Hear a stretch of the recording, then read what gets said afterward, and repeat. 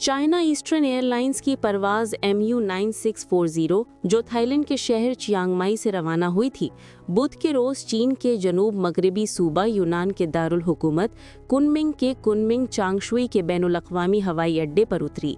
National immigration administration NIA की जानिब से गैर मुल्की शहरियों के लिए 24 घंटे बराह रास्त ट्रांजिट की सहूलत देने वाले पोर्ट्स का दायरा वसी करने और बॉर्डर चेकिंग के अमल को ख़त्म करने के बाद ये पहली बैनुल-अक़वामी परवाज़ है जो मुसाफिरों को लेकर कुनमिंग पहुंची है।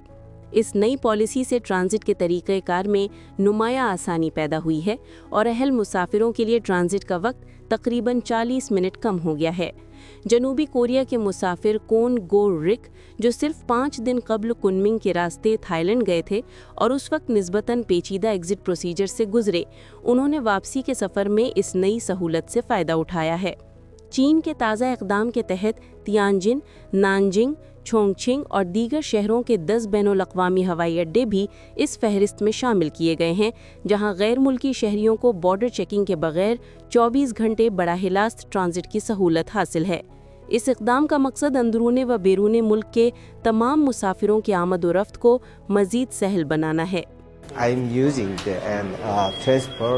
मैं इस पॉलिसी का इस्तेमाल करते हुए बराह रास्त ट्रांजिट कर रहा हूँ, इसलिए बहुत खुश हूँ।